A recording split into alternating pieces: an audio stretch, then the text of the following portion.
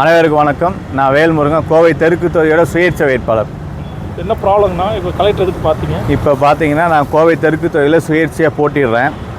இப்போ என்ன போன்ற ஜனநாயகத்து மேலே நம்பிக்கையை வச்சு சுயேட்சையாக போட்டியிடக்கூடிய வேட்பாளருக்கு ஒரு பின்னடைவு என்னென்னா, பணம் இருக்கவங்க தான் அந்த எலெக்ஷனில் நிற்க முடியுன்ற ஒரு சூழ்நிலை ஆயிடுச்சு. ஏன்னு கேட்டிங்கன்னா, திமுக சார்பாகவும் அதிமுக சார்பாகவும் பணப்பட்டுவாடை பண்ணுறாங்க. அதை அவங்களே கண்டுபிடிச்சிக்கிறாங்க, அவங்களே அடிச்சுக்கிறாங்க. இது சம்மந்தமாக செய்தித்தாள்லையும் வீடியோலையும் பார்த்துக்கிட்டோம். அப்போ எங்களை போல் இருக்கக்கூடிய வேட்பாளருக்கு ஜனநாயகத்து மேலேயும் தேர்தல் கமிஷன் மேலேயும் நம்பிக்கை வரணும்னா கோவை தெற்கு தொகுதியிலேயே இந்த எலெக்ஷனை ரத்து பண்ணணும், மறுபடியும் ரீஎலெக்ஷன் வைக்கணும்.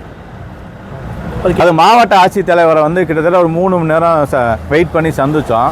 மாவட்ட ஆட்சித்தலைவர் புகாரை வாங்கினார். ஒரு ஃபோட்டோ எடுத்துக்கணும் சார், நாங்கள் இந்த மாதிரி மீடியா கொடுக்கணும்னு சொன்னேன். இல்லைங்க, அது முடியாது, நாங்கள் அக்னாலஜ்மெண்ட் கார்டு கொடுக்குறோன்னு சொல்லிட்டு அதை வாங்கிட்டு அக்னாலஜ்மெண்ட் கார்டு மட்டும் தான் கொடுத்தாரு. கிட்டத்தட்ட 3 மணி நேரமாக வெயிட் பண்ணி அதை 3 மணி நேரம் அதை ஃபோட்டோ எடுக்க கூட அவர் மறுக்கிறார்.